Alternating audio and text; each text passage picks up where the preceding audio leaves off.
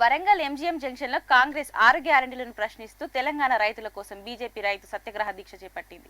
అధికారంలోకి రాగానే 2 లక్షల రూపాయల రైతు రుణమాఫీ ఏమైందని ధ్వజమెత్తారు. అంతేకాకుండా కౌలు రైతులకు రైతు బంధు అమలు చేస్తామని రైతులను మోసం చేసిందని కాంగ్రెస్ ప్రభుత్వంపై మండిపడ్డారు. రానున్న పార్లమెంట్ ఎన్నికల్లో కేంద్రంలోని నరేంద్ర మోడీని ప్రభుత్వాన్ని మూడోసారి ఆశీర్వదించి తనను అత్యధిక మెజారిటీతో గెలిపిస్తారని ఆరూరి అన్నారు. ఇవన్నీ మీరు డోకా మాయా మాటలు చెప్పి రైతుల్ని గాయి గద్దర చేసి అరచేతిలో వైకుంఠం చూపెట్టి మీరు అధికారంలోకి వచ్చేలో మరి ఈ రోజు మీకు బుద్ధి చెప్పడానికి మా రైతాంగం అంతా సిద్ధంగా ఉన్నారు. అంతేకాదు మహిళలకు మాయ మాటలు చెప్పారు. ప్రతి నెల 2500 అన్నారు. నిరుద్యోగ వృద్ధి అన్నారు.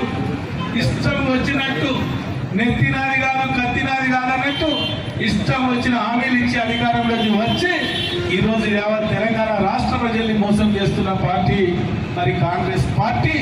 ఈరోజు మీ పార్టీకి బుద్ధి చెప్పడానికి మరి ప్రజలు సిద్ధంగా ఉన్నారు.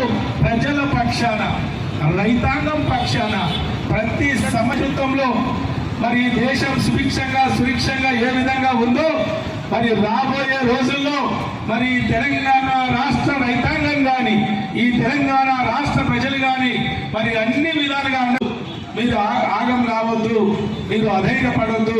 మీకు అండగా మరి బీజేపీ పార్టీ ఉంది, మరి మోడీ గారి అండ ఉంది. తప్పకుండా ఈ ప్రభుత్వాన్ని నిలదీసి రైతాంగానికి ఇచ్చిన మాట నిలబెట్టే విధంగా పోరాటం చేస్తాం. మీ తరపున యుద్ధం చేస్తామని కూడా ఈ సందర్భంగా నేను తెలియజేసుకుంటూ